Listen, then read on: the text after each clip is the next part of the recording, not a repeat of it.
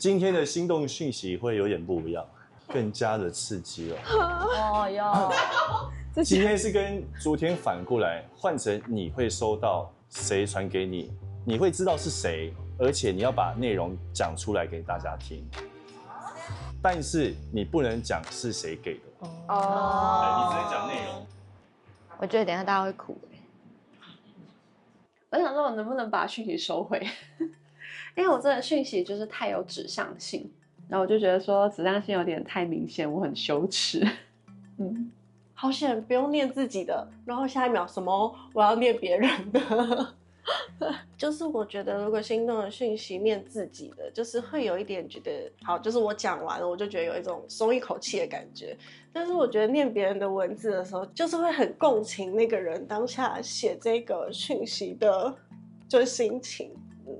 当我听到就是节目组说要反过来咯，就是我们要这样自己就要这样念的时候，我其实控制不住了，我非常控制不住，因为当我在房间内，我们自己在各自打心动讯息的时候，我就已经哭到已经不太行了，然后又听到说这个东西他会念出来，我觉得因为可能很明显被发现我是什么样的人，可是当下我在打那个心动讯息的时候，弟弟是在跟其他人聊跟他组的事情。对，所以我打的时候有点心碎，就是我觉得他还是选择他所爱的就好了。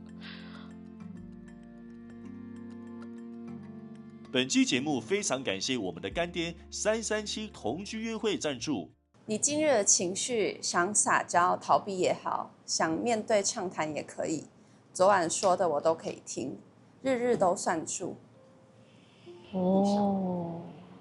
昨天晚上我有跟他说，就是你明天的活动，就是不管是什么样子，就是你想说也好，不想说也好，你可能只是想要喝酒，或是你想要聊天，你都可以找我。就是我想让他知道，就是这个承诺是依然存在的。今天没有收到心动讯息，没事，用心动的手。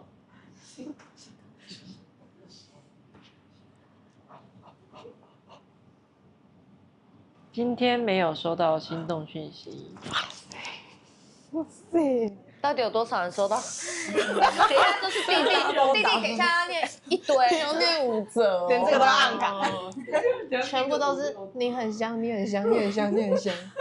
大家都想来争夺我的床伴之位了。对啊，这么刺激吗？我晚上被盖布袋都不知道。今天没有收到心动讯息。其实也还好平平淡淡的，因为我觉得我自己个人方面的情绪是稳定的，不能说没有期待，但是我就觉得任何事情都 OK 啊，不一定要怎么样。真的要说哇，一个人5公哦！他等一下要念很久。皇上，他是我太妃。皇帝耶，武则天哦，武则天是武则讯息的武则，不要武则天，你有 get 到我根本没 get 到可恶。叫我梗王，我可以当梗王，你可以当我皇后啊。这个拉回啊！这个我要怎么念？你有表情符号，emoji，你要这样 emoji，你要比出手势。我自己念出来，我就会想说，我要念那种嘤的那种感觉，结果是他本人要自己念出来，我就觉得有点拍谁，可是很可爱啦，要这样呜这样。那你讲一下为什么会传这么多表情贴图？因为他没有选我啊，然后我就一边想这件事情，然后就一边按，然后到想完之后，然后就停手，就打那么多了，就是我有点在撒娇的那种感觉，希望他有理解到。Eva 其实算是一个比较被动的人，然后他已经用他很努力的方式去表达，就是我觉得他已经用很努力的方式去表达他的心情了，就算只是表情符号，我觉得他也真的很努力了。还在继续。说好的5则呢？说不定还有啊。你看，意料之中你的魅力让我有点却觉得配不上你，各方面都觉得不配，有点痛苦，但希望你最后能找到你的幸福。啊，我难过，你要哭哦，来，好心痛的感觉。对啊，没事，就哭吧，哭吧，没事。是你传的对吗？其实我真的不想让他知道是我传的，所以当你们一说我们要自己亲口去念对方给的讯息的时候，我当时真的控制不住，可是我得笑，我得开心，因为很多人在，我也不想给他压力，他可能根本就不知道这件事情，我就是一个有点残次品的概念，然后他就是那种精品出身，看到他的就是所有的其他行为跟还有他的做的事情，或是他的礼仪、他的说话的态度跟他的个性气质，我觉得，哇哦，我觉得我好像在癞蛤蟆喜欢天鹅的概念。就是我知道，可能我的选择终究会让他可能有点受伤。今天的讯息其实是我最不想看到的样子。就是如烟好像其实有感觉到，就是我中间没有一直可能对他表达好感，我怕就是我如果表达的太多，然后最后可能发现我们两个可能没有那么适合的时候，会让对方受伤。对，所以他其实从中间的时候其实有感觉到，然后我觉得他很努力在调试这件事情。就是收到他这则讯息，我真的觉得很难过。哭吧，没事，没事，真的。你在我面前也哭过啊，怕什么？再哭一次吧。不要却步，你就是最棒的。没事啦。You are the best。你不要影响我的情绪，快点，卫生纸借我。共情能力太强了吧？没事没事。同情，你是 Oh my god！ 怎么了 ？Oh my god！ 来，这怎么了？你哭也漂亮，没事没事，你哭也漂亮。Oh my god！没事，继续。为什么要哭？弟弟确实是有魅力的人，他其实有点色气耶，他其实眼神是会有点勾的哦，然后他的身材展。我旁边的如烟跟那个同期是直接抱着哭，但是我就是看到人家哭，然后这样他念那些话，然后又想到在场的一些人，然后我也是没办法忍住，然后我就默默在旁边，我本来这样。我想忍住，但是真的没有办法，他就是这样留下来了。因为我知道后面也要念讯息，所以我很怕我哭，但是没办法。但是我觉得弟弟值得这些话，因为他就真的是大家的温暖大姐姐。我有问如烟他传给谁，但是他跟我说他传给弟弟，然后再加上我知道如烟这几天的一些心境过程，所以我听到弟弟读出如烟的讯息之后，就是心里有点难过，哭了。但是我不是因为那些讯息哭的，我是因为人的部分哭了，然后我觉得很伤心，我也跟着哭了。没有想到说，明明也才几天的这些感情，可以变成这种状态。我其实有一点不太了解为什么大家在哭，就是那些讯息为什么会让他们想哭？我错过了什么吗？他们彼此是聊天聊到了什么东西？所以他们收到那些讯息的时候，心里会有感觉。但我听到的时候，顶多会觉得他说的东西很真诚啊。但是我不知道为什么那些东西会打动到他们，因为那有可能他们各自聊天的内容。这人怎么会？到底是谁说大家都会哭？他妈的！你们真的是真他妈的！我真的没想到。加油！好真实的实境秀。再看一次，再哭一次！我的天哪！没事没事，我们都在，还好我们在。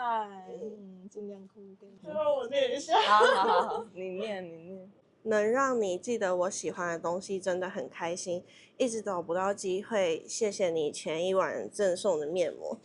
在我因为第二天而觉得紧张时跟不安的时候，成为我的安定剂。很喜欢你每一次展露出的笑容，希望你永远都可以感觉快乐。世界移动要笑容有光，你别再哭了。他写给他都很真诚。因为你也是真诚的人，你值得，真的。就我觉得蛮抱歉的，我没有想到会让他哭，就是可能他自己对自己的评价没有到非常的高，但是因为我就是希望他可以认识到他自己的好。所以我就是以我自己的感受，然后去向他回应说，就是你的好是我们大家都看得到的。他真的是一个很温暖的人，然后就是他可以就是很快的去捕捉到就是每一个人的想法，或是观察每一个人的细节。然后因为他今天其实上午有离开嘛，他上午这个活动就是要见的人是有一点就是会让他情绪有点波动的人，所以他也没那么好受。就是我觉得他跟我说我是他就是一个支撑力的时候，我觉得幸好我可能能够给他也带来相同的温暖。Oh my god！ 我是 Whisky 吗？今天你没有收到讯息。好，没事。好，今天其实有些人都没传吧，我猜。不可能，大家都会传的，不可能没传。想一起盖毛毯，然后微笑。确定是可爱吗？可以可以，我觉得很感动，我的 CP 终于成了。我心动讯息传给某某，我把毛毯给他的时候，我们坐在沙发上，我觉得那个画面实在太幸福的感觉，开心，一起坐着好像什么都不做也没关系的那种感觉，意料之中的感觉。佩佩的讯息就是温暖，蛮温馨的，跟前面那个弟弟的那些很长一段的感性文不一样，这样。第二则，武则天在这边。哦，原来我们的武则天你要哭了，换他要哭了，快点！帮他倒酒，帮他倒酒，倒酒，来，练的，先喝。Oh my god！ 这眼珠子的泪水也太好看了吧！不是，你不要一哭我就很不舒服，我一直想哭。谢谢你关心、担心我。比起陌生人的想法，我更在意身边人的想法。只要你们不会讨厌就够了，谢谢你。不要忍哦，要哭就哭哦，要哭就哭哦。很棒的讯息，看完。默默还好吗？他竟然为了认识100个小时的人，动了情绪的部分，甚至动到他竟然还哭了。就我真的比受宠若惊还要再受宠若惊，我真的好惊讶，就是真的惊讶到我已经没有词汇可以形容这个心情了。然后我就吓到，妈呀，更心动了吗？更心动。默默要不要喝一点？你想喝哪一种？我也这么觉得。哇塞，我感觉他需要一点。你太硬了，你需要多一点，你很硬。你看这2个处女座在硬啊，明明就是温暖的人，硬要装冷漠啊！我的好床伴。那我们今晚上睡觉一起哭。可是他好多表情符号。突然开始要猜谁了。期待明天的 dating， 然后 PS 要不要跟我？期待明天的 dating， 要不要跟我 disco？ 他说：“我自己来啦。”好，你自己来。对，好，是同期期待明天的 dating， 要不要跟我 dress code 啊？有表情。对，有表情。我觉得我的衣服跟你的衣服，我们可以穿 Soraya 的旗袍。我还没穿呢，我先穿，去撞下人家本人的。你记我的旗袍很久啊。哇，今天一整天都选我，天哪的那种感觉，就像他花500块买的那个拍卖商品，他就要用在我身上，这是我有吓到，就是他花了500块在我身上，连传讯息他都传讯息给我，就是因为更想要了解他这个人是怎么样的一个人。今天的情绪有些满，不是因为你，是有很多事情加成下来的人，请你不要担心。无论如何，这都是我自己的选择。还好，我知道是谁。哇，辛苦他了，辛苦他了。我的情绪是一直在慢慢累积的，所以其实我对Soraya觉得很抱歉，是因为他跟我约会的那一天之后，他好像受到太多的影响了，然后导致他看起来很累，所以我就知道哦，连他这么共情的人都很清楚影响到一个人是怎么样的，我就会觉得我不是谁值不值得被爱这件事，而是我觉得我可能还没有准备好，或者我没有让自己变得更好，所以才没有办法说更有信心的去做这件事情。因为就算我真的要努力，但是我好像还有很大一段的成长空间，让他不要失去自我，然后被我影响。所以我觉得我不应该去选择。在昨天睡觉之前，我就已经想到这个东西了，我就觉得我不要再害人了，我就不想再选择了。我觉得选了他们也不会更幸福，我希望他们是幸福。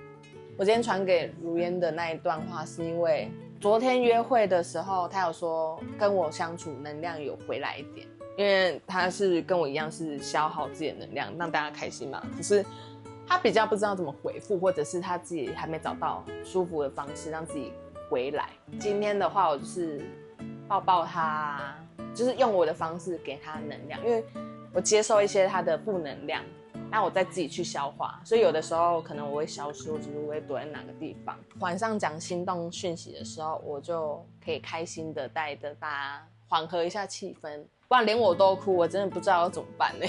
对啊，大家可能这边哭啊，尴尬的。越认识越发现你的好，不是开始在意你的想法和情绪。你对我来说是安心又美丽的存在，想要祝福你勇敢追寻自己真实的情感。这就是我的。你不要喝到明天 dating 不能 dating 哦，你要想一下明天的 dating 对象哦。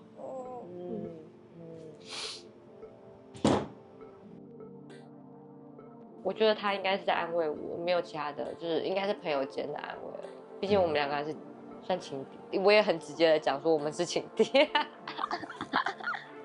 知道他跟佩佩就是也算是蛮互有好感的，我其实也知道这件事情。那我其实不会在意他要把礼物给佩佩这件事情，因为我觉得如果他真的很有好感的话，那这也是他应该要做，或者是他应得的吧。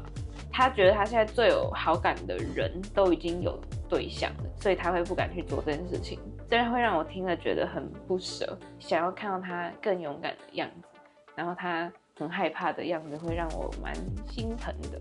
对他不是那种爱情的想法而传的吗？我觉得都有因为我今天就是吃完饭以后，我有跟他一起在床上聊天，然后就他躺着，然后我趴在他旁边，然后那时候我会觉得还蛮心动的嘛，就是待在他旁边会让我觉得很安心，然后就觉得他好像真的是一个很好的人。对，我会对他的心疼和希望他可以勇敢的这个心，也是因为我会对他有心动和爱情的这个成分在，所以才会想要跟他说这些话。后面这一任，我们就是最近才分手，然后我们总共加起来交往快5年，就真的很长。然后就是我们已经就是都见过家长，然后今天是我刚好出门，然后他就是我们约的行程里面有他，所以今天就是感情上很复杂。他就是还是因为我觉得他如果不是交往对象，然后只是当很好的朋友的话，就他真的是一个很好的人。然后就我们分手之后就也是维持这个关系，因为毕竟是认识很多年，就包含交往的那5年，就光是我们认识到现在有点7年。哦，你要不要也喝点酒？最近在哭。我也买花。疗愈。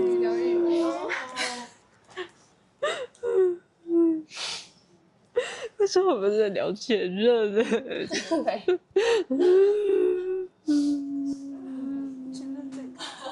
因为我分手后走出来，其实就4天而已，算有点快嘛。但是因为就是都讲很开了，就是觉得那时候其实觉得那做什么就是也只能接受，所以我就其实看很开。可是那4天就是每次一想到暧昧期的时候，就会很想哭，就是会会想到那种就是对，就是为什么我们会走到这里，就是会觉得是不是就是我的懦弱，然后造成这样的局面，就会每次都会很想哭，然后每一天都是想到这些，然后就一直哭一直哭。哦，然后就是已经半年没有想起来了。对啊，现在一讲到又想起来，就很放不下。真的不可以那么好哭又那么好笑。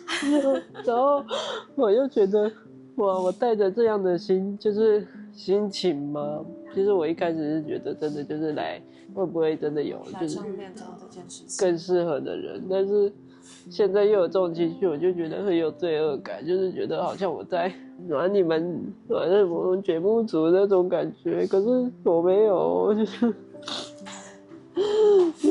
我们你要庆幸你刚还没有人晕烂你，还没有人晕烂你，所以其实这几天我没有做到行动剧集，其实是有一种幸好我们还没有伤害到人的感觉嘛。但其实我觉得参加恋综，我有点像是认清自己的内心到底想要什么。应该是我觉得人不可能完全认清自己想要什么，就是我们每一天每一个时间都在摸索。对，就是只能这也是就是你去尝试所有新事情的原因。而且就是我觉得每个人都值得去尝试新的事情。但是呢，你们觉得会就是吃回头草的话会很？不会，不要管别人想什么。应该是我觉得就是如果今天我真的很喜欢这个人，那我就算放下自尊，有就是吃回头草的人，就算我放下自尊，我也想要去面对我真的很喜欢他这件事情，就是想要再试一次这样。就是虽然我现在就是试过一次失败，但是我也觉得就是还是鼓励我们，就是你不会后悔吗？对，就真的觉得没有遗憾了。对，就我觉得说，就算真的他以后会遇到比我更好的人，我也觉得我可以好好的祝福他。我不会再觉得说就是舍不得，然后或者是就不会觉得舍不得，然后或者是觉得说他不应该遇到就是比我还要好的人，就我不会再觉得就是我不希望他比我过得更好，就我真的可以好好的祝福他。来，手给我。其实我刚分手的时候，也有内心很认为说。没事啦，没事啦。很不希望他走得比我好的人，对，我会觉得很难过。哎呦，没事。然后有时候又会反思说自己到底，因为这样的想法很不应该，可是又忍不住。就我觉得大家可以就是很勇敢的去爱、去喜欢，然后为这件事情难过，我觉得就是很诚实的在面对自己，你们真的都很棒。哎呦，来这一趟有值得吗？我觉得非常值得，就很难得会有这种机会，就是让大家相处那么久。还有这种就是很合理的气氛，然后去讲出大家彼此的真心话。我觉得这些可能这些进展，甚至在普通生活里面要1-2年才有可能对朋友说出这种那么真心的话。感觉交到很多很真诚的朋友们，就很觉得很值得这个节目。我又突然想到我前任说的话，我一开始从头到尾的行为都是一致的。就是不管是被动或者是怎么样，但他说就是他以前有足够的爱来包容我，但是他就是现在可能没有那么多的，有点被消耗了嘛，就是说他没有办法再用以前那么多的爱来包容这些行为。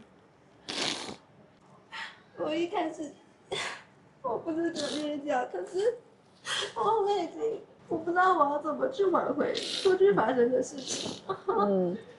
我真的很后悔，我一开始对他不诚实，然后说不的那些话。但是我好像也换不回原本他对我还是充满美好想象的时候，他和我的互动。某种程度上是不知道自己还能不能遇到那么喜欢的人，然后另一部分是觉得自己也让他在感情里面很失望的，让我很自责，跟觉得很对不起他。然后会有很多的时间会去否定自己，觉得是不是失去这段关系代表我真实样子真的没有办法被好好的爱着。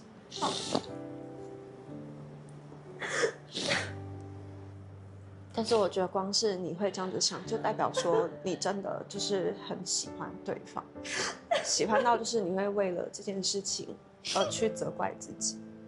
但是我觉得不需要因为这件事情就是感到绝望，因为你还能这样想，就代表说你还是有能力去爱人，也有能力去被爱的。那我不知道我有没有能力去看他，去面对他，可能有一天真的会去喜欢其他人。我觉得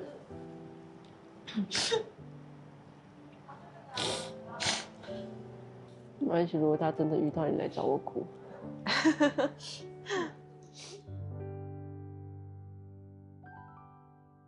我要使用这个30分钟单独对话跟萌萌。他还问我等一下有空吗？然后你给我看那张纸。你看到的心情是什么？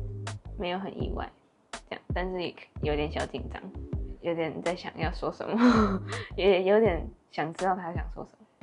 可能我跟萌萌之间就是有不一样的感觉出现嘛，就这样大家会一直把我们当成一对这种感觉，彼此的氛围会有一点点不是那么自在，因为我们彼此没有了解过彼此，完全不知道对方的那个任何的资讯啊、想法啊，只是在就是表面可能有点好感这样子，又没有约过会嘛，我就觉得说，那我有这张30分钟的卡，就是一定要用在他身上，当做一个小约会，我觉得对我来说就是太值得了，10块钱买到了。你要背包包？钱包在里面。我没你要去 7 买酒。我有手机。你平常会那么晚出来走吗？不会啊，我平常大概，因为我现在是10点下班，然后早上、晚上10点下班，然后回家就赶快洗澡，差不多12点前，1点前会睡觉，12点到1点就睡觉。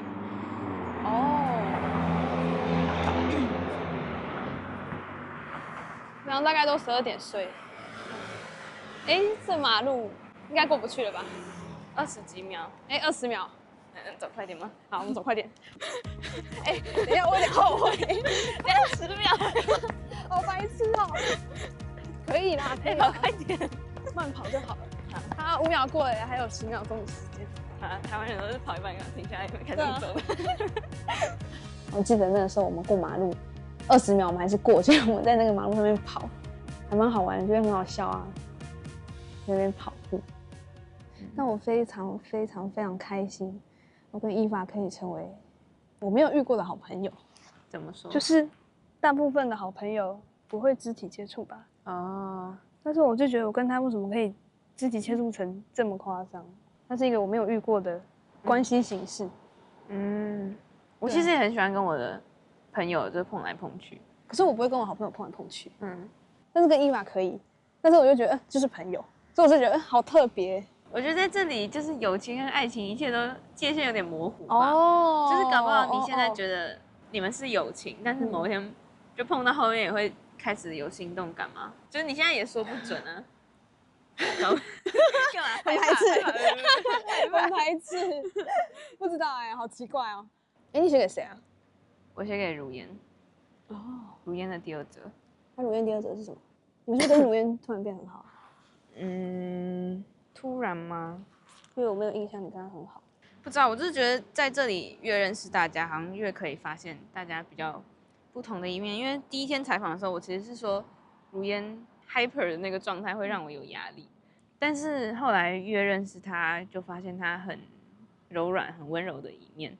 然后他的一些表情之类的也会开始比较吸引到我，但是我不太确定是这个到底算不算是感情的，还是说是其他的？就是想写给他，因为他今天不是给你礼物嘛，然后他就一直在很纠结要不要给，然后我就一直鼓励他，所以我就希望他可以更勇敢一点。他好像对自己和自己的情感是真的蛮没自信的，这样就觉得他是一个值得更好的一个人，这样。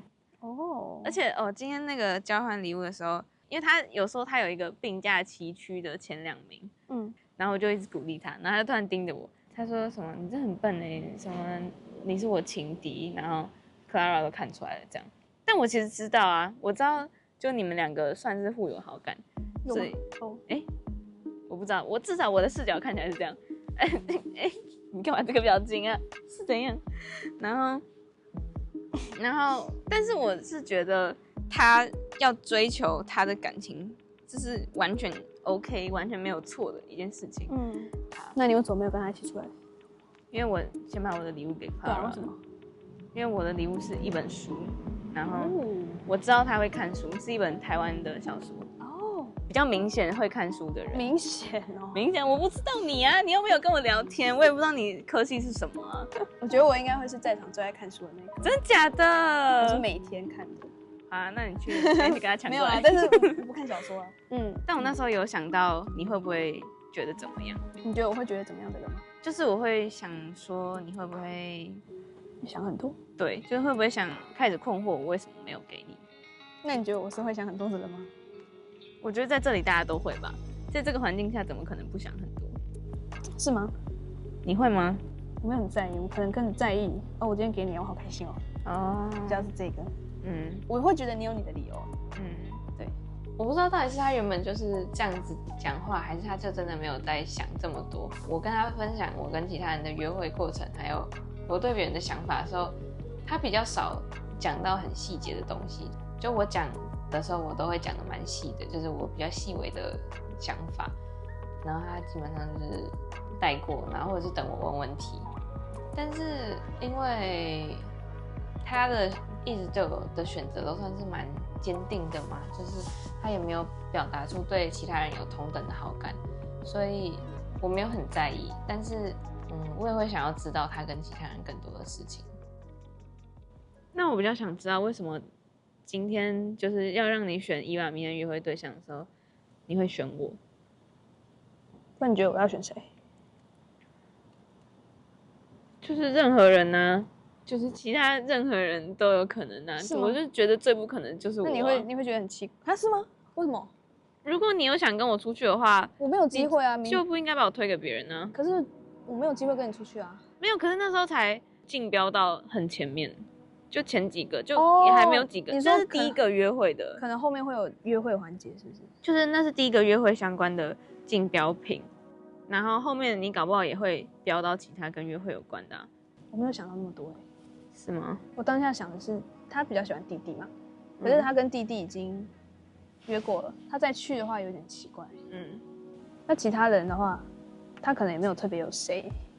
那我就想到你跟某某，他跟我，你有想要跟他约啊？他也有想跟你约啊？你们都有讲过吧？其实现在在你们几个中，伊娃我是最还好的哦，因为我觉得他很好笑，可是就是可以在家里聊天就够了。我觉得我们也没有恋爱发展可能，有一点啊，我觉得我们讲话很像，所以我就是有点怕我们明天会尴尬。当下我想说，你曾经讲过。所以我学你出去，然后加上他自己也提到，但是我当下当然不太想啊，因为我当下真的是考虑到他，我没有想说我会不会把你推出去，然后我们两个没办法，我想困惑的点是我把你推出去，还是困惑啊？天哪，要跟伊娃约会？因为我就是觉得最不可能就是我啊，我就想说，如果你真的有认真想要跟我出去的话，你不可能把我推出去啊，所以我就很困惑说，你到底是还有没有对我有好感？我就想说，到底在干嘛？你觉得我有点在搞？对啊，我想说你是拿到什么剧本吗？这样那你现在有觉得比较好吗？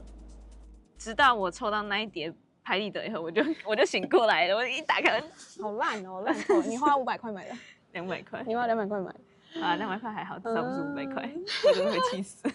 我10块钱标到这个大家骂我说什么这个聊天只值10块哦，拜托。因为其实这个东西就是你随时说我要跟你聊天就可以啦。对啊，但是我觉得我跟你没办法，我觉得我很难去约你，然后说要聊天。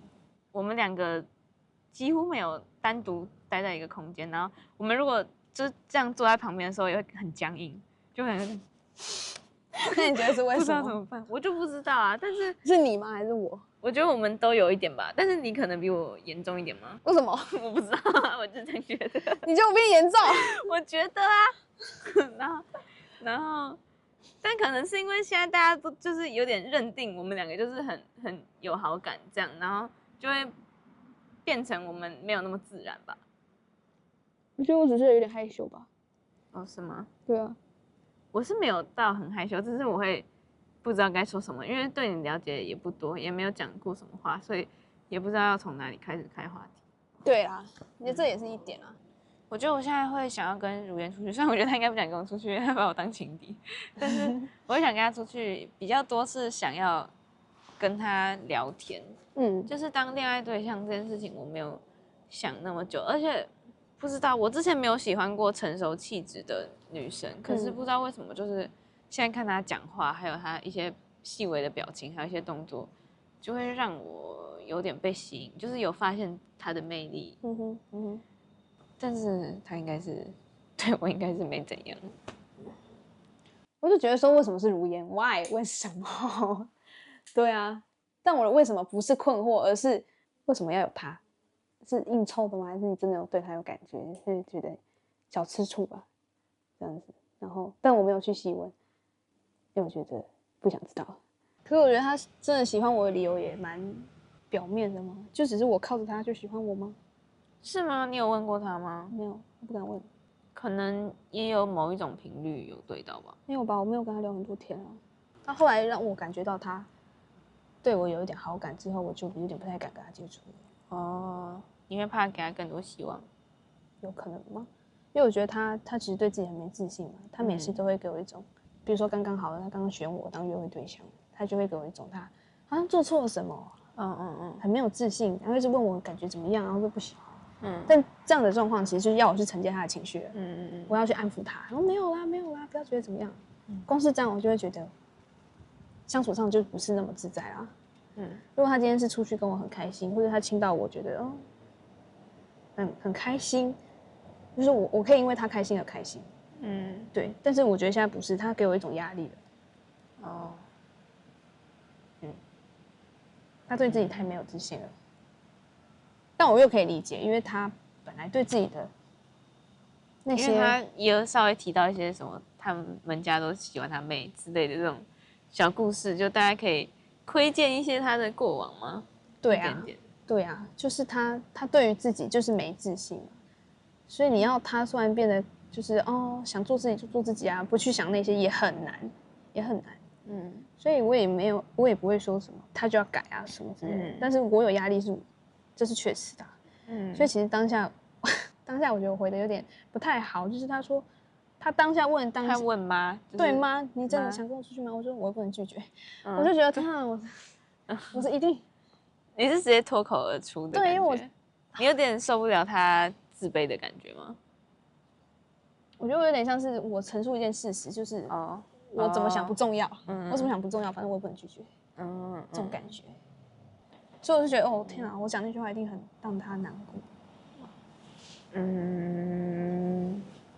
会有影响到吧？一定有啊！如果我选了一个人，然后他这样跟我回我，我一定很难过。不然你明天跟他出去，再好好跟他解释你没有这个意思。对啊，我不知道整天是多整天8点到12点，晚上12点，太多了。我觉得在这里很矛盾的就是，我可能感兴趣的人同时是我的情敌吗？我对如烟是有兴趣的，可是你明天也要跟他出去，就是我现在的好感第一顺位是你嘛，然后但是我也对如烟很有好感，然后你们又要出去，这件事情会让我还没有办法很知道我自己到底在想什么，我真的还没有办法很清楚的整理出来。可能也不需要很快整理吧，就是感受它嘛。对，我刚刚跟同琪超好笑，我们刚刚去买的时候就一路上都在哭，然后进了店之后呢，他很认真选酒，然后选完之后再走出来了继续哭。先收。我觉得我今天状态很好。真的吗？太好了，可能因为有你的温暖。心考验你让我哭。来吧，那我去拿3个，我们先拿4个。我帮你倒着好不好？不是我不要。那不是我手工哭没有加多一点就可以。你自己加，你酌量。超辣的。所以你加雪。想想难过的事情不苦的。那我要哭给你看喽。他有生活苦吗？他看起来生活苦。我们两个他有感情苦。他有现在我没有感情啊，现在。而且是这种。我们再过几天就要分开了。不要再讲这个了。那你要不要自己加酒？这跟这什么关系？哭吧，你看哭吧，我知道他的点，我抓到他的点。有哭就有理由抱抱的。对，我抓到他的点。哎呦，我天哪！不是你跟我讲这个，那你该不该？我觉得你要自己知道。有什么关系？所以你要努力过每一天。不要好好把握。你不要再害羞了。对啊。勇敢一次。我觉得我很勇敢。我觉得你可以再勇敢一点，因为你是3个羊驼的人。我2个，但是我太努力了，好不好？我看了好多努力了，我今天真是努力。3个羊驼什么意思？就是你值得拿到3个。被动。我不怎么。你是被需要拿3个。那你是什么时候开始比较明确对我有好感？你先说好了。就是我们第一天在那边聊天的时候，然后这种应该说那个是一个开端。那时候很忙，可是因为你的眼神就是有一种还蛮炙热的感觉。真的吗？然后又在讲你那些前任的事情，我就觉得我讲前任的事情吗？有啊，你根本忘记。我讲什么前任的事情？你写信给他什么之类的。我想起来了。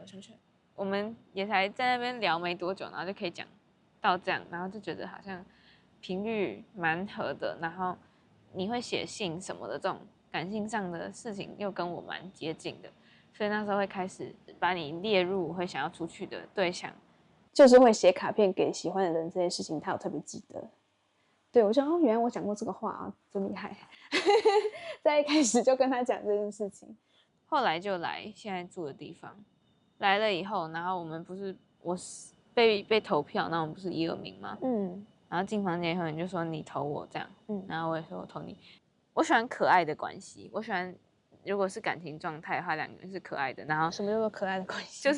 就是可以一起有点就是手牵手很快乐这样子，然后有点平稳，然后是彼此最好的朋友，然后可以是互相理解的，不一定要多有火花，但对我来说相处起来很自在，然后我们2个在一起的气氛很可爱，粉红泡泡这样子，对我来说是最赞的。然后那时候我们互相说，我选你，我也选你啊。那个瞬间让我有点感觉到这样的感觉，就是我们有点错过，可是我们也没有觉得很惋惜或是怎么样，因为我们觉得很好笑。然后，所以我很喜欢当时的气氛，又有点明确。我选床伴选你的时候，我只是觉得没有跟你讲到话，所以我选你。然后后来第2天约会，我其实想选Eva，但是觉得说可能很多人会选他，就不想选他，所以我先选萌萌。你会生气吗？没关系，没有，我还是想跟你出去，但我觉得先选萌萌。对，然后还有点忙了，反正就觉得我跟你都互选当下只是觉得起码你对我有兴趣，那还蛮期待可以一起出去。但我回来我去找你讲话，只是单纯好奇，好奇每个人的想法嘛。而且你有一个人躺在房间，对啊，我觉得你会觉得很瞎，我就是觉得我是从开始穿你的外套的时候，觉得很有好感，会很瞎吗？我那时候想说，你就一直抱着我的外套，因为那个真心话大冒险还有之后，你就一直抱着他。对啊，很奇怪吗？不会啊，很像高中生。高中生就男生、女生都会去穿男生的外套，然后超大件这样。我那个时候也这样觉得，我就觉得我好像什么国中高中生哦，都穿着喜欢的人的外套，然后在那边到处走来走去。现在觉得我拿你外套怎么样？没有啊，他在那边我蛮开心的，就是觉得很可爱，很像学生。对啊，你有发现我一直拿着它吗？到处有啊，我有在访谈的时候讲说我们其实有偷情的。我在访谈的时候有说很喜欢这件外套。你是喜欢外套还是喜欢它属于我这件事情？它属于我这件事情，它属于我。对啊，因为那是你的外套，主要是这样，就是觉得穿着就是有点，不知道就很可爱啊，所以这样很可爱，对。然后我有问他说，那你会觉得我拿你外套的这件事情很不好吗？他说没有啊，他蛮喜欢的。我就觉得哦，好可爱哦，这样。然后又加上后面玩真心话大冒险，你还选什么？你知道吗？那杀人，那一题哦。然后我就发现，哎，你对我有兴趣吗？因为选结婚跟选上床很不一样。我那时候有准备好答案，有原因哎，但他们叫我不要讲原因。是我啊，而是你叫我不要。对啊，我觉得没有，我不喜欢别人在讲他的选择的时候讲原因。为什么？因为我觉得大部分人都会讲一个理性的原因，不会把自己的感觉讲出来，会觉得想要合理化。好，我理性的原因就是优生学，因为它很漂亮，那个基因需要对吧？流传下来。你会觉得讲出来就少了那个吗？对啊，可是少了那个。另外一个感性的原因，也顶多就是因为它很安静，所以有那种安稳的感觉。然后结婚对象大家不是都喜欢安稳的感觉吗？对啊，所以就选它。对啊，就是感性跟理性其实也没有多严重，就是这样。对啊，主要是那个题会让我知道，你对我也有可能有感觉。所以我就觉得，可以觉得，好感可以继续深入这种感觉。所以你也没喝？我有喝啊，只是还是很多。你要吗？你要？不是这个味道太那个。换一瓶啊！我不想要浪费啊。可是我觉得只有我在晕，好奇怪哦。你希望我也跟你一样，就是好啊，再喝一点。而且你那个10%，是不是？哪里有？真的哎。对啊，你那个比较重哎。它很热，你再多喝一点。有啦，我现在有酒的感觉。才气的台北辣台妹，什么意思？然后这个1%就会 get 到我。你不知道我工作对不对？我工作是我自己创业，所以我大部分是在家工作，而且我没有去公司上班。我觉得我以后应该不会去公司上班。我觉得我那时候在行销实习的时候，我发现我不太喜欢别人一直告诉我要做什么事情，我喜欢自己决定，所以我之后的目标也是我要自己创业。我那时候也是跟教授说我要当作家，我要当编剧。我觉得我人生目标真的，我一开始想当导演，所以我第一志愿是政大传播。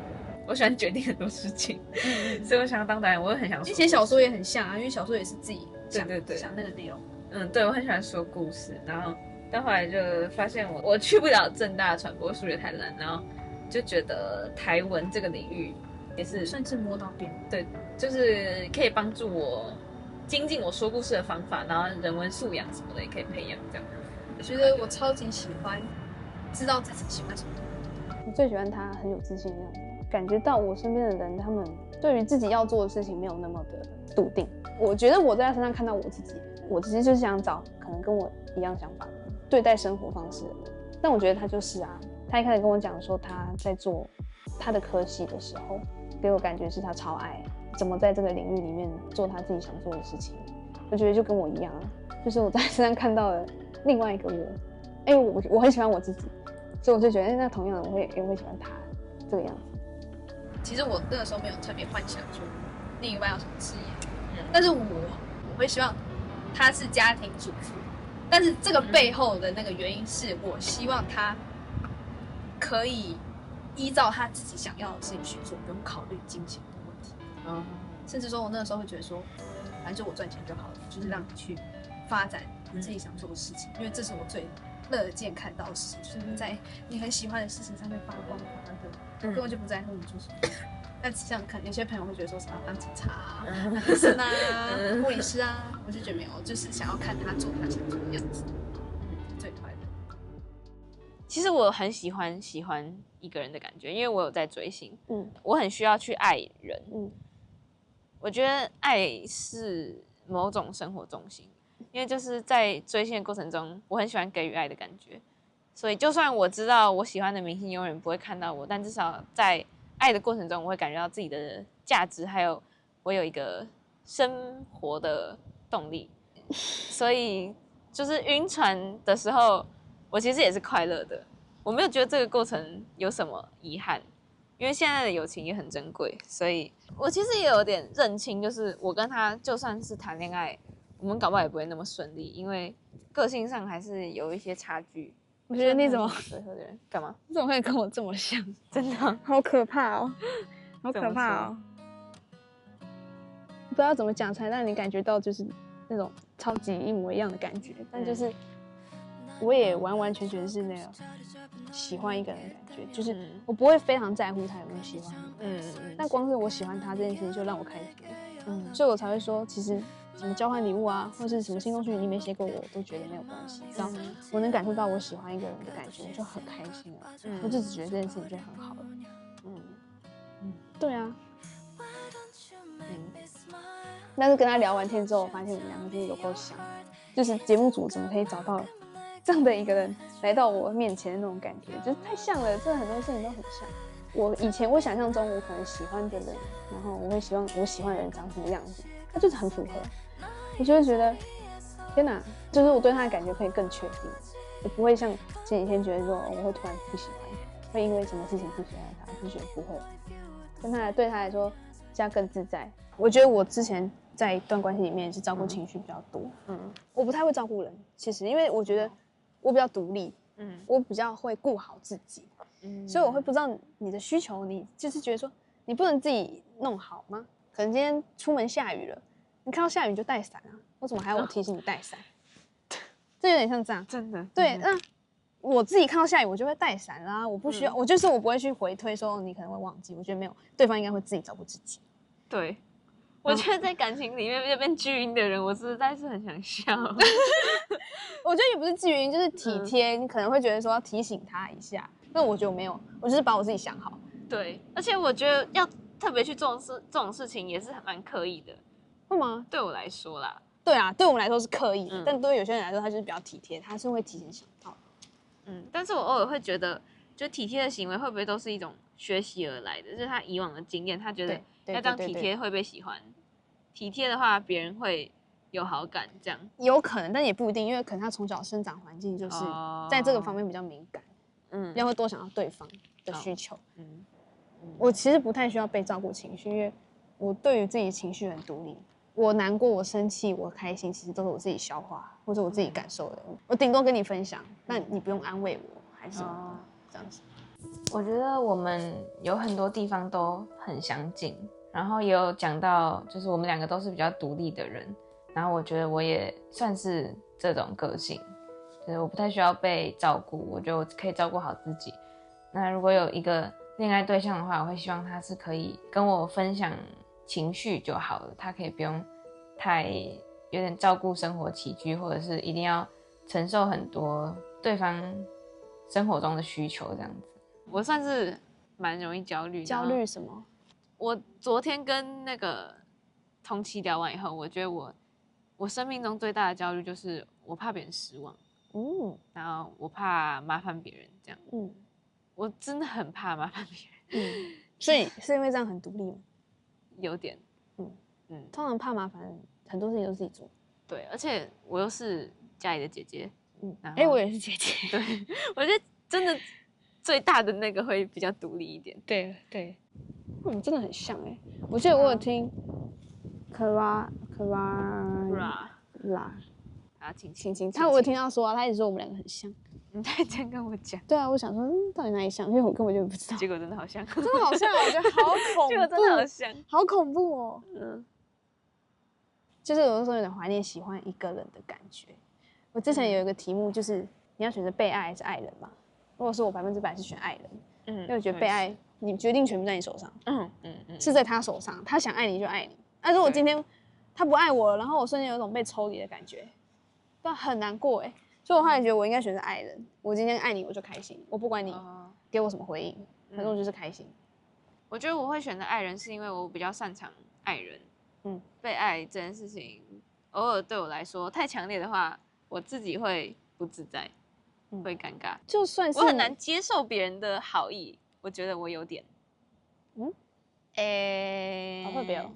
就算我会考虑男生，然后我也没有对他们反感，可是，一旦发现他们对我有好感，然后开始对我好以后，我真的很难接受哦，因为你也没对他有好感啊。可是也没有把他完全放在我不可能交往对象，我只是就会慢慢的远离吗？这样子。我不知道，可能我会选择爱人，也是因为某方面的保护机制嘛。因为就像你说的，决定权在自己手上。对啊。所以我要不要都是我决定。对啊。但是我如果选择我喜欢被爱的话，我会就是没安全感。对啊。对啊，我觉得是一样的。然后常常就是讲到一半，他就会说：“你真的跟我好像哦，你不要一直学我好不好？”这样，就像我们有讲到比较喜欢被爱还是爱人这件事情，我们两个都是会比较喜欢爱人，而且是生活中就很需要去爱一个人，这样子变成一种生活的动力。所以我们在很多感情上的想法其实都很接近。我记得我那天，因为我昨天跟同期聊7个小时。我跟你讲，最后 C3取2，我最后得到的结论最接近就是 C3取2，就是你我跟伊娃。哦，会不会是我们两个？就是我，就是我们两个。对。等一下，我记得我问他说，那你想要怎么让萌萌知道？他说他想要他自己讲。我想跟你讲，没有，可是我已经猜到了。他装傻，你会不会装傻？好。可是他昨天要抱我的时候，我就知道啦，我大概知道，只是我常常不敢讲太明确。如果不是的话，我会很糗。哦，有可能。但是我讲出来以后，同期看到会不会觉得有被背叛的感觉？其实我还觉得不是你，因为我觉得你们两个相处不是哥们吗？他怎么会喜欢哥们？我把他当哥们啊！可是我现在发现他好像没有，我就不敢一直说他是我的 bro 啦。我觉得他到时候看到会难过。他现在最担心的就是他现在发生的事情，就是他最担心的状况。你说我把他当成 bro 是吗？不是，就是我们会讲一些我们知道他喜欢我，不是喜欢，没有到喜欢，就是想会开始在意那个有想要了解的那个对象之后，我就发现，我们其实会因为这样子会不太敢说一些话。他说他昨天我没办法，我真的会开始在意啊。对啊，没办法，这是人性。对啊。然后我那时候跟他说，我记得我昨天一见到他，就是你快点跟我讲你的3个资讯，反正我们没有机会约会。他很打击，好笑。因为我觉得他就是对我没有兴趣到说他可能跟我觉得不合啊，因为他几乎不理我啊。我主动了，然后他也没有要理我，所以我觉得我们没有机会出去约会。然后我就在分析，就是其实同期很喜欢这种朋友式的喜欢，他觉得这样很自在。但我记得我们那个时候，我们2个都跟他说，我们最不想约会的都是同期，因为太朋友了。你知道很酷的、很特别的地方是，同期他喜欢的就是朋友式的，但我们2个就会觉得，朋友式的就是不是恋爱的感觉，对啊，就是我们2个一模一样的地方。我们应该是有睡饭，那你呢？你有休息，我就会休息。你也不知道我会打字诶。那你赶去训班，有事情要跟我报告。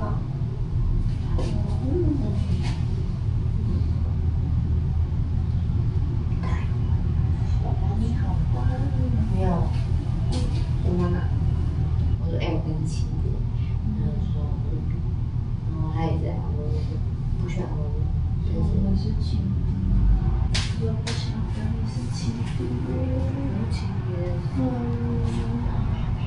我求你，我的宝贝，我再回去。我希望你不要觉得我是亲弟，会没有？就是我希望你会觉得我们是可以一起努力的。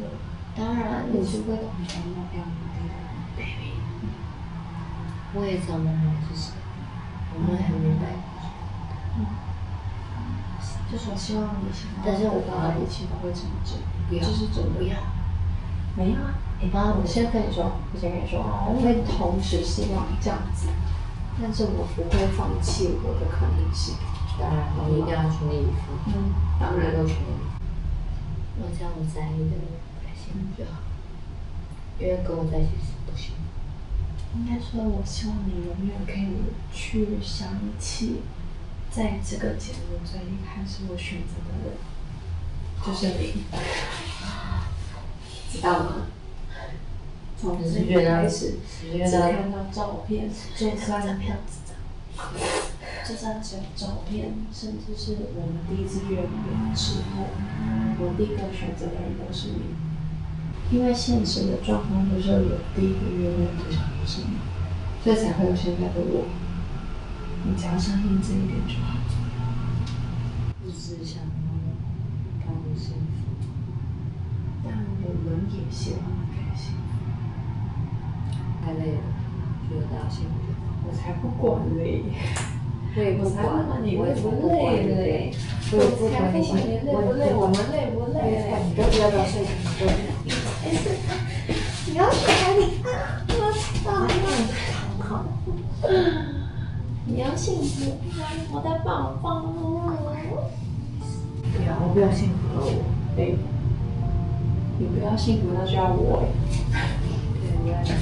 你只有幸福跟我2个选择而已。你只有幸福跟我要你幸福，懂吗？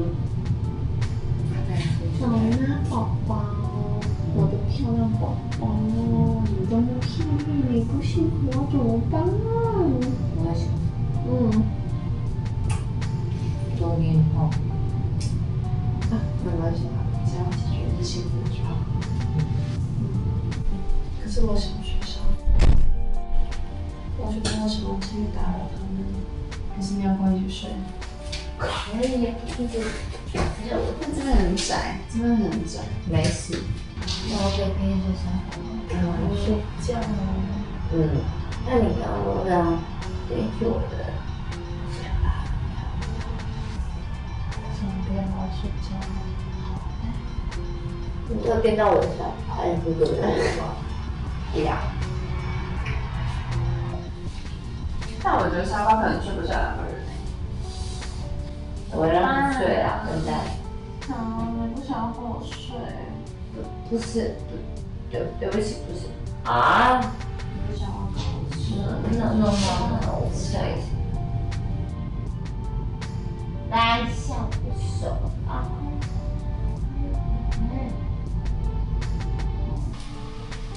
让我去睡觉。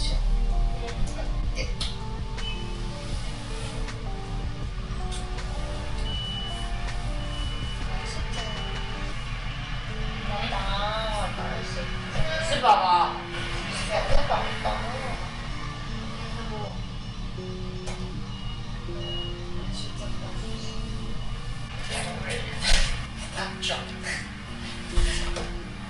我脚臭臭的，你看我脚上。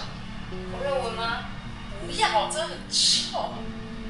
是谁？因为我喜欢，你会生气。不要，你可以喜欢别的东西。你可以喜欢别的部分。没关系的。真的吗？赶快去睡觉。我明天早上看到你耶。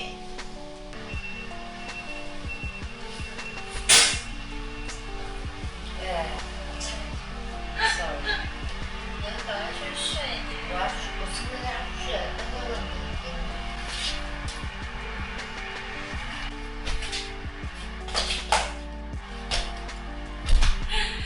你不是要回去吗？我要啊，你就不要这样让开，很烂了。我认真走哦。走开。你好好休息，好不好？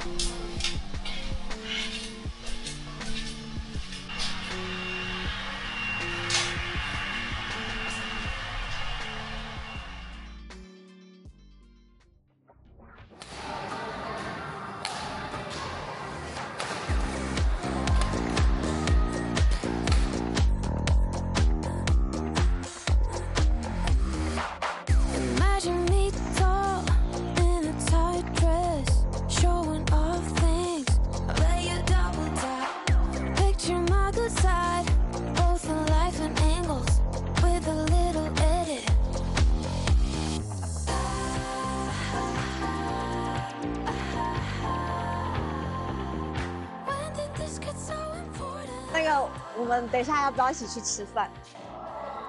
好不好？差不多喽，走喽。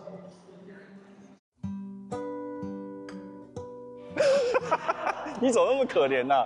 我跟你讲，你想要好对象，对不对？我推荐你呢去225同居约会，单身想找到好对象吗？那你可以试试看225同居约会。225同居约会呢，是337同居约会的子品牌，它是专门为同志打造的一个恋爱的实体配对。这里的每一位会员都经过颜值审查、专人访谈，绝对没有诈骗，所以放心，不会踩雷。最棒的是，你的资料一次上架，你就享有终身配对的服务，配对的次数无限次。重点，你还可以先看到对方的照片、个人的资料，再决定要不要邀请他一起约会。所以快点击资讯栏的连结，并输入专属优惠码，而且还能享有免费的1对1配对服务哦，绝对不要错过哦！你然后跟谁 ？Kara， 然后108跟那个某某，我出去遛的时候3个，不就是我跟 Sarah 还有小豪？看你字，好酷！我就是在想你，你在想你就会找我那个手头。好好笑！你觉得我要绑头发还是不要绑？我觉得你可以绑双马尾。对，真的。我绑双马尾去约会，太那个了吧？那就正常一点。然后所以绑头发还是不要绑头发？不要。接着绑。不是，我刚刚想说。有变精致是靠，要不然我之前到底是多涂脸的，你脸嘞！虽然说我自己是说我只是把粉扑上去而已，但是我也是想要被余怀，我也是想要被夸赞，我有在化妆的，变精致，什么意思？我觉得好好笑。就像说你不可以说，我觉得我不可爱，你不可以说我不可爱。对。可是你也不可以说我可爱。只有我能评论我自己。好啊，你快点说他俩。你今天有遮瑕？靠腰啊！已经靠腰，已经不知道哪一个是可以说的，只好说务实一点的东西。你今天有遮瑕？哇！什么啦？这不一样。你可以去给他看了。好黑哦！我的眼睛哪有很黑？刚刚好。很好看。我整个眼睛那个珠超红的。哪有很浓？我想懂。真的没有，真的没有。配你真的是每天最好看。每天最好看什么意思啊？就是你的妆。我没有说，因为是我画的，所以我就要来夸一下我。好浓，我觉得太浓。不会，一点都不浓。看我自己好不舒服啊！没有，是你们说好看，我很爽。可是我自己看，我觉得我很可怕。那你今天不要照镜。我需要有点那个容貌，我需要整理我的容貌，多多少少的。哦，我长得好可怕哦！天哪，好吓人。黑妹，好，我真的觉得我自己长得很可怕。哇！像我可能第一天可能会去找你聊聊。我突然是你的菜了，是不是？对。天哪，有这么夸张吗？打扮很重要，不打扮。0分。我忘记要先跟你对什么衣服 ，sorry。哦。你会想要穿这么样？不会啊，我穿我开心就好了。你开心，我开心就好了。好。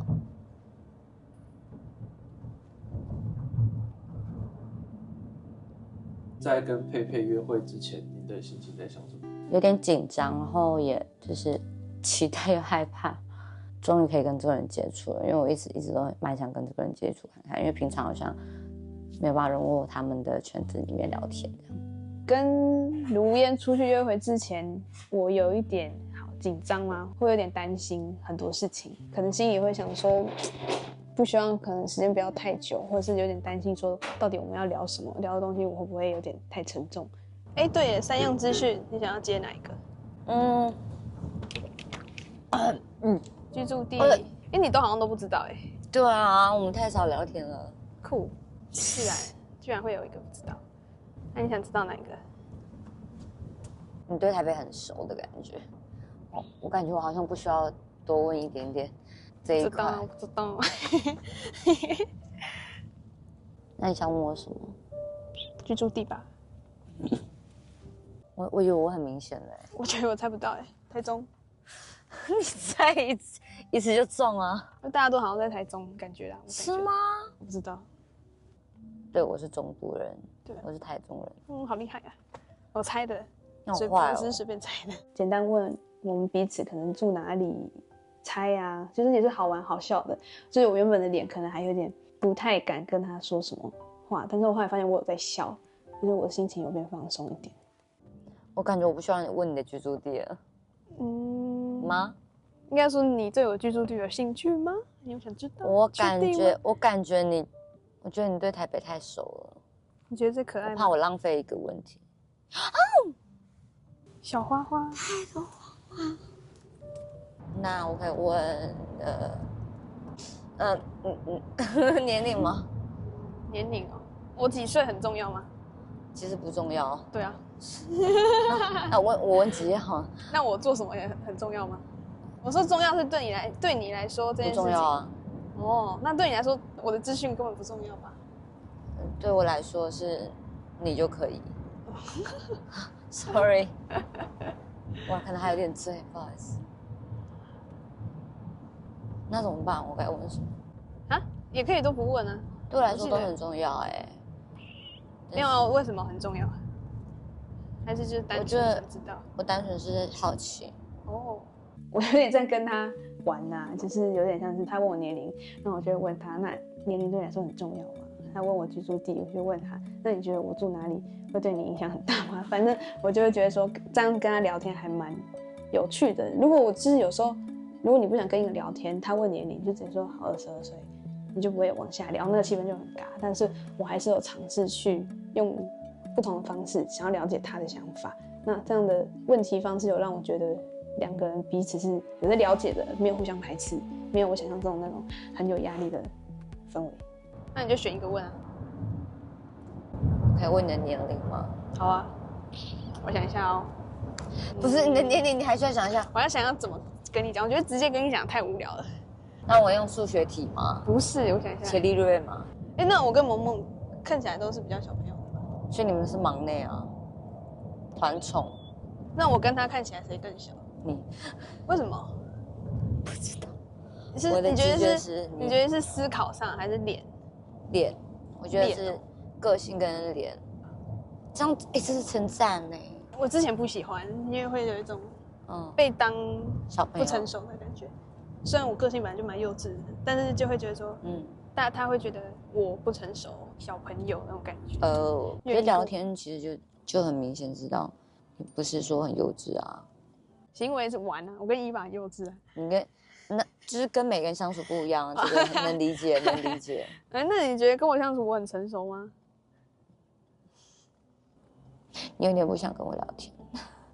我有点不想跟你聊天，有吗？我第一天晚上跟同期坐在那边听你讲话，你记得那么清楚？我记得很清楚，因为我第一次被人家吃橡皮筋。会不会下雨？今天不会下雨。这个太阳，我觉得我们的妆会融。不会，因为他装了这个，我以为雾雾的。我觉得我们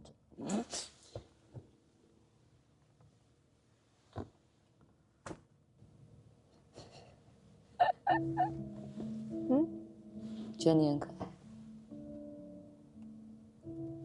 你喜欢可爱的？其实我知道你的前2名是谁啊，但是为什么会有弟弟啊？弟弟跟我差那么多。为什么？很明显。这么直接讲吗？我不需要拐弯抹角吧？你比较直接吗？所以我们都今天可以很直接的聊天。可以啊，我知道就知道，不要在那边旁敲侧击干嘛？哇，就不是同期那边一直跟我说什么他的前2名是谁，我在那边猜了7个小时。因为我记得我直接下车前很直球的问他，为什么你比较喜欢我不是弟弟？因为这几天我其实有感受到他可能对我有一点不一样的感觉，那这件事情其实对我造成一点点的压力。我蛮常会看到，可能今天跟萌萌互动比较多，我点心可能没有买给他，或是我某些东西不是对着他给他的，他会给我一些情绪，他会哦嘟嘟，就是我有注意到这样的状态下是让我觉得有一点负担的，所以我一直有点在眼神排斥他，没有跟他在同一个空间。其实他也有注意到，所以其实我后来觉得，那我们这次约会就把这个东西讲开，不然我会一直处在一个很紧张、压力很大、想避开他的状态。就是我发现我们几个人里面，只有我会讲台语。我也会啊。是啊，但是我的频率很高，然后你就可以大概猜到我是哪边的人。真的？有口音吗？因为南部人比较会讲台语。我觉得他好像高雄人吗？还好，我分不出高雄哦，但我觉得高雄人比较圆一点点嘛，脸，然后反而是就是其他人让我觉得比较像高雄人。我觉得同曦还好，可能比较像是宜兰人吧。那时候觉得你比我大，只是因为谈吐吗？不知道，就是有一种官方的感觉。官方？对啊，就是我跟大家都在昨天之前就熟起来了，可是跟你就是没有熟起来，就是我觉得你讲话官方了，然后会让我觉得啊怎么办？我比较会处理那种呛来呛去的关系，对啊，所以我也是对着大家都是这样呛来呛去的，就我觉得呛来呛去是我选择跟你交好的一种方式。哦，那你会不敢呛我这样？对，就是因为你们跟我说谢谢，你们跟我说哦怎么样啊谢谢谢谢什么？那叫有礼貌，不叫官方，好不好？请修正你的措辞。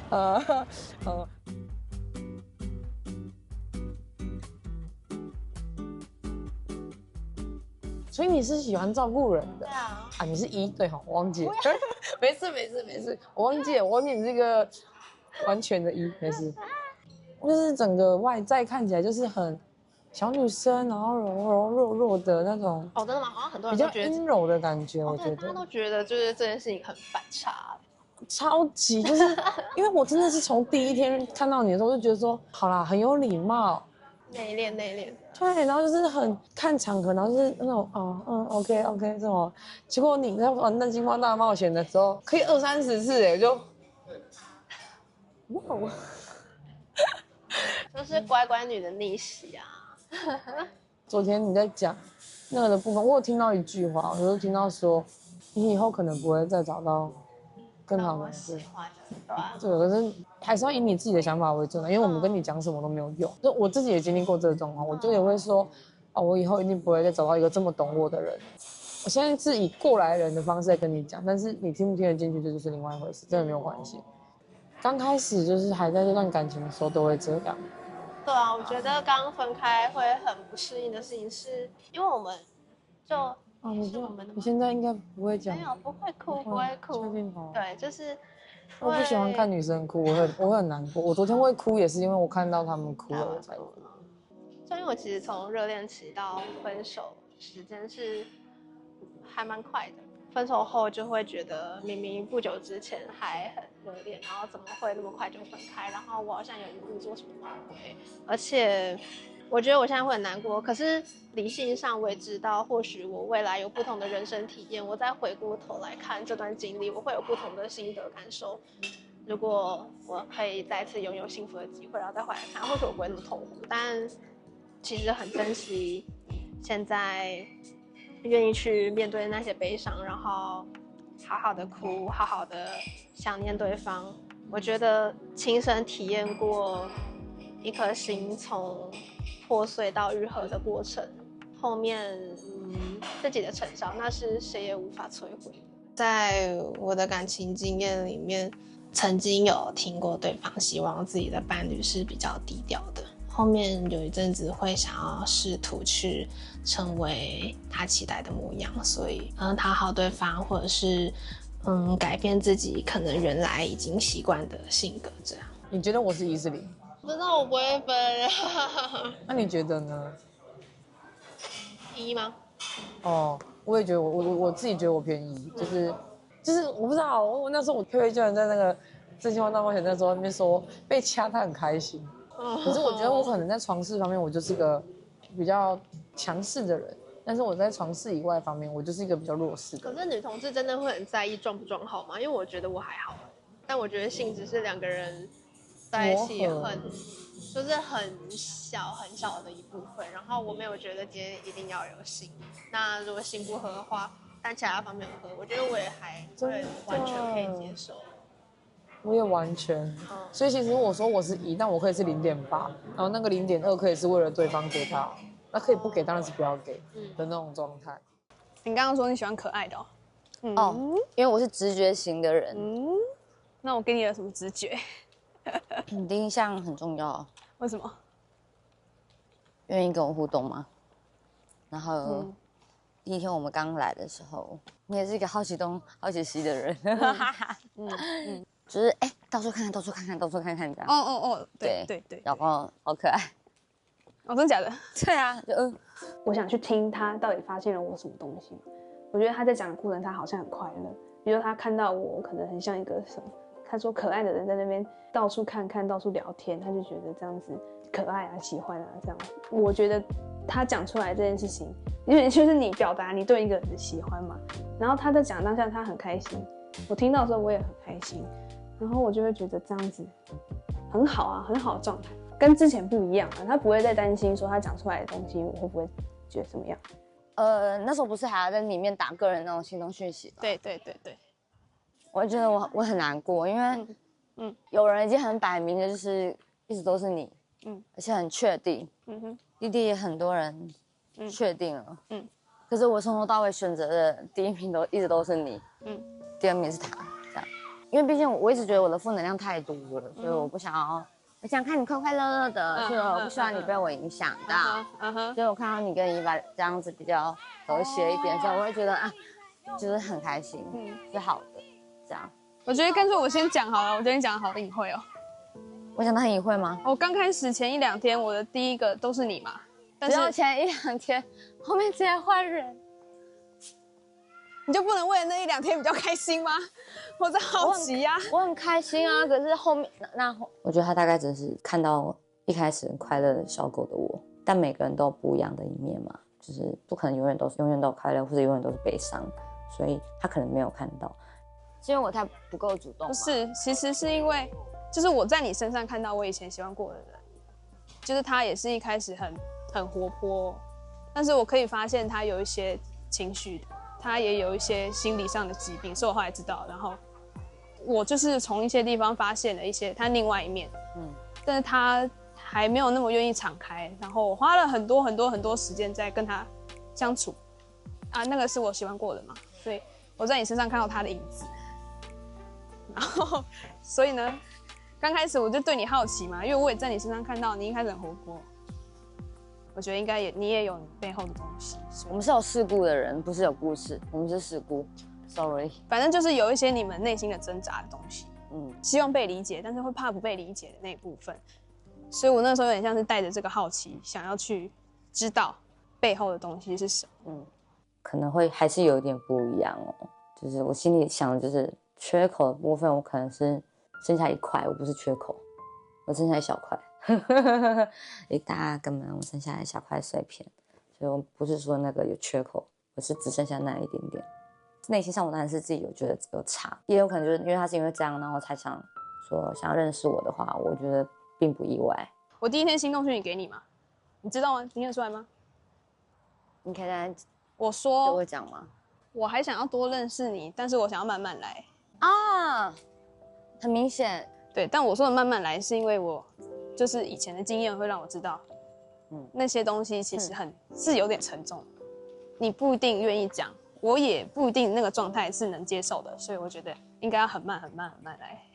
但是我是想要了解的，那个时候的想法是这样。对，那现在呢？现在会觉得我就是个酒鬼，不是，是可能说我跟伊娃相处比较开心。然后是轻松，应该比较同频吧？对，我跟萌萌也年纪比较相近，对啊，相处是开心的。就是如果同样，我平常日常生活中，我当然会觉得跟他们相处快乐的时间比较多啊。当然。对啊，所谓的慢慢来就是择时嘛。假如我们今天是很长，可能会每天会见面的，可能我在某一天某个礼拜会突然听你讲话，但是因为我们只有9天，你要突然叫我9天内，然后听你的故事的话，好像有点不一定。对，因为那个是需要。就有点负担啦，我觉得有一点，对吧？所以其实也要看我的状态好不好，我愿不愿意去接。所以有时候没跟你讲话也是这样，就是我还觉得我还没办法。还没有，对啊，也有可能他真的担心他自己被影响到，还有我也很担心，把那么可爱的想法天真，然后又觉得他就是不需要承担这些东西。没关系，如果你不喜欢，我也不会讲。其实这不是喜不喜欢的问题，是我当下能不能承接的问题。我总不希望你真的把自己打开的时候，然后我一脸不在乎，或者一脸好害怕，那这样你会更受伤啊，那种很可怕哎。你已经袒露你自己了，然后对方好像一脸没有要接受，那超可怕的，那超级失落。所以我也不希望你有那种感觉。你还蛮为人着想的呢，想太多啦，没事，我都可以的。你不会觉得你讲事情的时候会希望对方可能也有在承接吗？真的有？我觉得不需要去承接我的任何情绪跟状态，我会自己去面对这件事情。当我觉得，比如说我在跟你聊的时候，然后你觉得不是很，就我们根本没看到什么动物，好，不是？对啊，我是说我来动物园不是来看动物的。你有想看吗？没有，你没有吗？没有。我想说，我可以当做我们两个就出来把话讲开什么之类的。所以我很好奇，其实我对你心动是有脉络的，是有原因的。我对你的态度也都有原因的。但是我觉得我就会不知道你为什么喜欢我。从第一印象开始，然后到后面，就是你就是都会去尝试去聊天这件事情。我就觉得这个行为蛮可爱的啊，可爱。然后个性，你很常形容我的行为可爱哎，但是你的个性却是。你是有自己的主见、自己的想法的人，所以我觉得就是有点小反差哦。那我就觉得哇，酷，喜欢。哦，这么单纯哦。不然是生理上吗？你要问生理上了吗？也不是，没有说单纯是这么简单哦。因为我是一个非常看感觉的人，我没有在变喜欢的人的那种人。真的哦，因为我后面我也没跟你互动啦。你不用跟我互动，没关系啊。所以我没跟你互动，你也可以保持那种偷偷的看你在干嘛，看你聊得开心。那我觉得你看起来很开心就好了。让我知道他这几天的心路历程长什么样子，有点像是我想透过他去了解我了，就是我在他眼中的样子是什么这样子。我喜欢你那种古灵精怪的样子。哦，对，因为我一开始选你，然后你不选我，我就走了。这件事情。抱歉，不用抱歉啊，我没有啊，我后访之后我说我蛮喜欢的。哇哦，等一下，我一直以为我没有希望哎。啊，希望是什么？因为你跟其他人都很热络，对，然后可能加上我前几天真的是比较不舒服，所以我可能就是偏没有，我说我蛮喜欢不被选的那个当下。真的吗？对啊，优越感吗？不是优越感，我觉得有一种。不选老娘就去别的地方，哎呀，那种感觉。你犹豫不决就算啦，我那时候是真的很慌张啊。对，没有啦，我说我是喜欢的，我又没有说那样子觉得怎么样，我觉得很好玩。可能我对自己太没自信了。我很担心我耽误到你的快乐。可是你的担心会影响到对方。对，所以对，就会没有那么一直靠近，也没有主动的接近。就听完这些之后，我心情很复杂，就是一方面是觉得说，我蛮想努力去做这件事情的，可是我又不想就是会把自己的那种负能量带给别人。可是我如果要一直快乐的样子，永远都是这么多话题的人，我好像也没有办法，因为这本来就不是我的个性，所以我那时候想了很久，很复杂。我觉得你可能不是需要我这种磁场的人，所以我想要带给你负面的感觉。对啊，但明明一开始是我主动靠近你的。对不起嘛！你看人家对不起了，可是人家我不能听到对不起了。好，你不准再跟我说对不起。规定。好，我要硬性规定。他跟我说不要再跟他说对不起了，我就可能因为我有点下意识就会想说对不起，他说我不要再听到对不起，我说好，然后就是他想要快乐的样子，我就讲得很，所以后面我就是很努力在做这件事情，但不知道他有没有感受到。假如你喜欢我，这件事情对你来说是开心的，那我也很开心，所以我反而会希望喜欢我的人，他就做他开心的事情就好。比如说你今天想要跟我讲话，你就跟我讲话；你想跟我出来，你就觉得哇好开心哦，今天要跟佩佩出来哦。你如果当下那天昨天选我的时候，你是开心说耶我要跟佩佩出去了，那我会很开心。其实我很开心哎，我那时候我深思熟虑，只是因为我讲不出来，我很害羞，然后讲。那我那时候当下的感觉像是你选我，好像非常的怕我不开心。对，就是但这样子我反而会觉得你跟我出去你也不快乐啊。不会，我只是担心你。但是我其实更在乎他今天选我，他很开心，我很开心啊，我能感受到他的开心，我就开心。我觉得我拍的很值得啊。你比如说你就这样拍到500啊，看到了佩佩，你直接秒讲，干我一定你比较喜欢直接就是我希望他好爽，就是他喜欢我这件事情，他很开心。可是，在私下我又知道你有很多人在喜欢你，所以我那时候不知道怎么办。没差啊，你就想说就是可以跟佩佩出去，我就爽，这样就好。我是爽他，对啊，但是我又你就担心表现出来这样就好，你管别人呐。我跟你讲，你根本不用在乎我的感受，喜欢对我来说，我在意你，我就会在乎你的感受啊。对啦，但是我会觉得对方更重要，就是你开心更重要。如果我不开心，我会讲。好，我不会忍的人。好，而且才9天，我觉得你担心个毛啊！哦，就算我讨厌你了，那又怎么样？反正下节目之后就不联络了。假如啦，但我不希望啊，我不希望变成这样啊。哦，对，我懂了。我怕你有负担。我会有负担，是我觉得你好像有负担。我没有啊，有，你让我的感觉像是你非常担心我会怎么样。好了，你就享受当下吧。我觉得我是享受当下的人。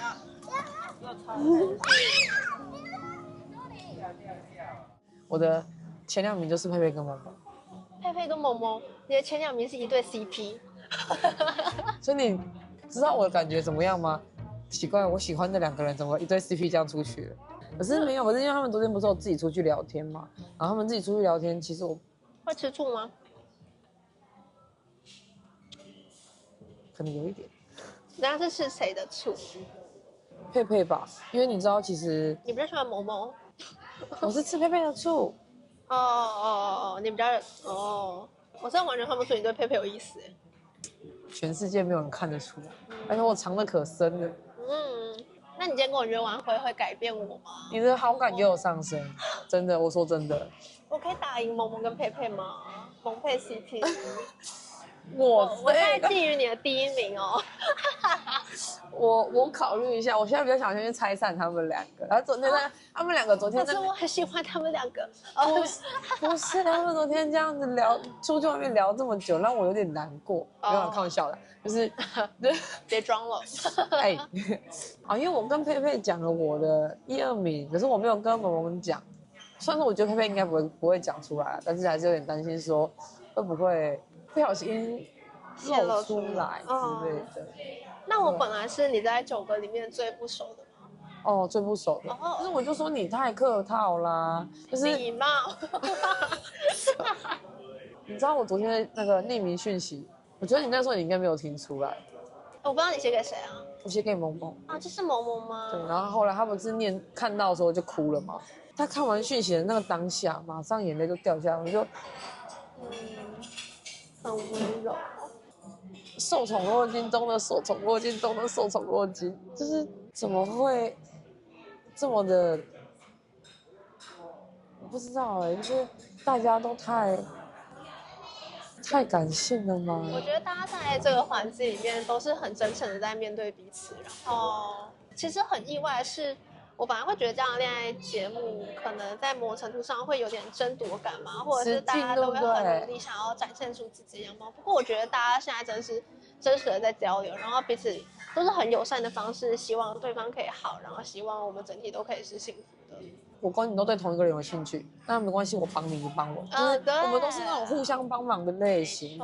然后就是昨天，其实我会哭也不是因为那些讯息在哭，我会哭是因为我看到弟弟哭了，我觉得就是我看到他哭我会难过，然后我看到萌萌哭我也会难过，我看到如烟哭我也在难过，就是不知道，就是一起哭的朋友我也没有遇过，我甚至不是这么会哭的一个人。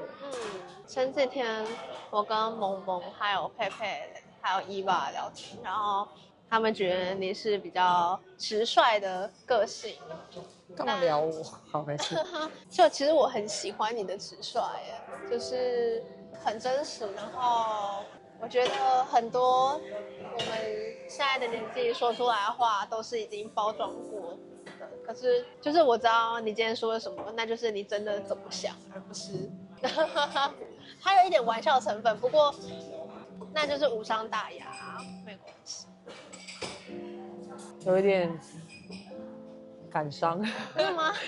因为我自己以前也有一段时间是，我有时候讲话太直，然后没有想的太多，就伤害到别人。所以我后面还蛮努力，一开始是先让自己不要说太多话，然后后面就经历了一段真的是在社会化的过程，而且大概也只有1-2年的时间，就蛮快的，然后才成为现在比较常被说比较柔软的人。而且我其实在对很好的朋友甚至家人，我说话的方式也不会到太直接，就不会太直接。我有时候也会向往可以这么自在，然后那么直接的说出一些话。我先跟你说为什么我会就是突然有点心情起伏的部分，是因为我昨天才刚跟佩佩聊过，我觉得我不适合上这个节目，我好像太理性太直男，然后我讲出来的话好像太硬了吗？我也不知道怎么讲。但我觉得你在团体跟1对1很不一样啊。你在团体我会觉得你很硬，然后很直男，没错。可是我觉得我今天跟1对1，我会觉得我们真的是可以当很深入的朋友的类型。是吗？我不知道。我觉得很不一样就可以看到你这一面，我觉得很难得。就是我也是这边嘴来嘴去，就是我找到可以嘴的部分的时候，我还是想嘴，只是我还没找到。还是因为你还没有？没有，我在找机会嘴，但是没有机会嘴。嘴我吗？对。昨天我就跟佩佩讲说，就是我觉得我可能不适合这个节目，就是我觉得这个节目找我好像他们失算了，就是可能怎么会找到一个这么无聊的人啊，怎么样的一个人。可是佩佩也是跟我说，因为我们大家都有自己的特质。有些人可能会不喜欢我这样的特质，没错，但也不代表所有人都不喜欢，可能有人喜欢，对，然后就是也是他讲这句话，就是让我又想法来说又改变了更多嘛，真的有人喜欢我这样子的。一定啊，你教过2个这跟那个没有关系啊，没有，我只是觉得这件事很可爱，什么啦？就是什么？就是你好像都会很担心，说自己会不会不是。女生喜欢的类型，然后或者是自己会不会在这个节目上不受欢迎？可是就算是用你过往真实的生命经历来看，我交过2个这样子吗？对啊，其他人很多都是1个也有一些没有交过女生的反而是我本来觉得我应该会是蛮受欢迎的对象，结果好难过我不知道我的自尊心已经受挫了。应该说，我觉得我还蛮会聊天的吧。很常被赋予擅长倾听之类的形容词，因为这是我在恋爱市场里面自己会受到吸引的特质，所以会觉得那会不会我这样的特质也可以受到大家吸引？不过因为我的身边就是没有那种真的很密集一群都是漂亮女童的团体，所以只是来就是当做一个验证，结果没有。这个没有是觉得为什么会有这样的一个结论？在这几天的相处，像是收到的行动讯息也好，好像根本没有收过行动讯息吧，我记得。反正就觉得好像自己并不是在这个团体里面以恋爱为导向会受到欢迎的类型。你想吃吗？我要。什么是土耳其花式冰淇淋？你想玩吗？我不要，我最讨厌玩那个。可是他会跟你玩哦。好了，那就玩下。我可以跟你同吃一只吗？我付就好了。我来。你要什么？要我1人1只啦。不要啦。那你要看我怎么弄它吗？好啊。因为你不想被玩，对不对？我很爱吃，但我不想被玩。他说他不喜欢这样，那我说那我去帮你买。其实我也是第一次买，我也有点社恐，我也很矮，就是我也不知道会不会被玩这样。然后我就在想说要怎么样缓解这个被玩的时候，然后又能让他被看到我也有有趣的样子这样。其实是因为我很喜欢吃土耳其冰淇淋，但我从来都不敢买，因为我觉得在那边被那个人逗，太尴尬了，因为我是 I 人了。但是他直接帮我去买，还蛮符合他的个性啊。但我当然也开心啊，我想说那可以啊，就你帮我买。综合的。综合。呀。眼睛很漂亮。谢谢。Thank you very much. Very much. 那你选对了。 No. Yeah. Very much. 你要什么？烟瘾选对。综合。综合还是讲话？哈哈哈！Oh my god！ 吓死我了！然后他也蛮好笑的，他直接第一步他就把那个人的前手抓住，然后吞嘴巴。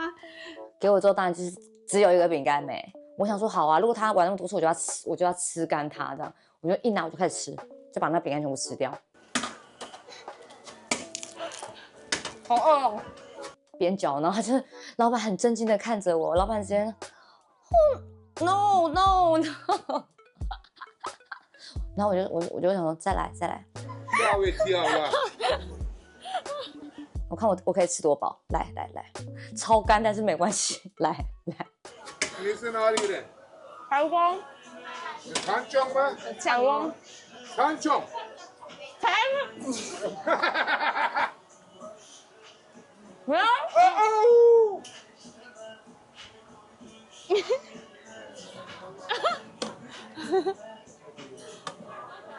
我给你多一点啦。要不要？可以吗 ？I love you。漂亮多一点啦。然后最后就是拿到的时候，他说他帮我加料，就是多加一点草莓这样。然后我就想说，当然好啊，帮佩佩谋一下福利。给我！漂亮！给我！你要什么？牛肉。然后他拿一大，他又整我，他拿一大坨，整个里面一大坨这样放在我上面，我就想说，我真的会把它这样带走哦。然后他就拿下去，我就说，再给我。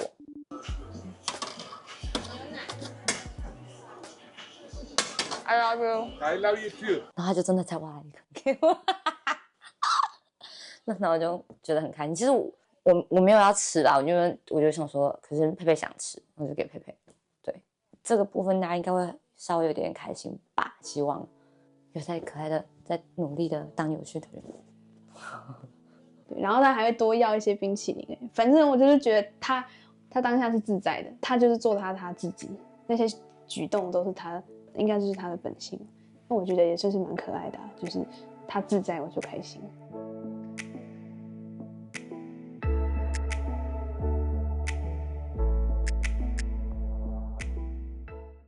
那你跟萌萌聊完之后，你觉得怎么样？可以问吗？你想知道吗？想啊。你确定你想知道？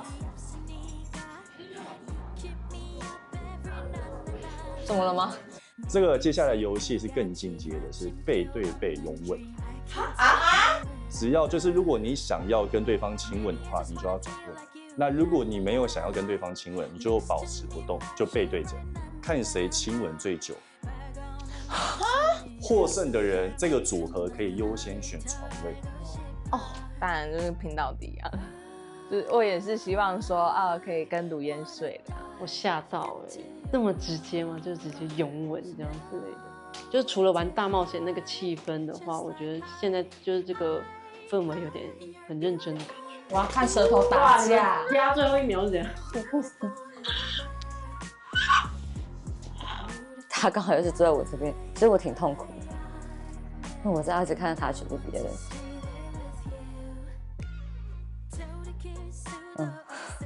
哎呦，到底谁能懂那种感觉？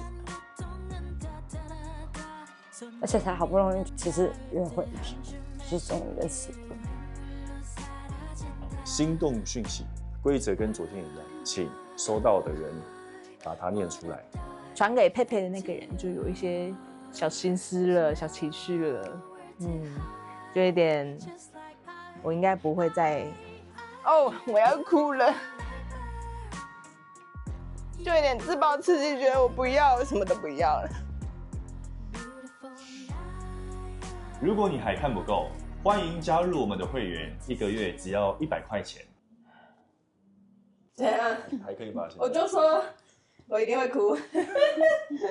我的前任不会记得我很多事情，然后因为他有记得。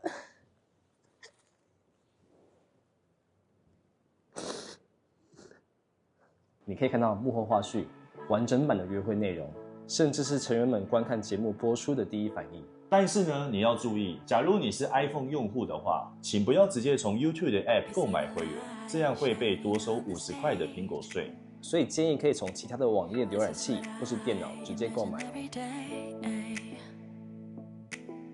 在可能偏差的空感受。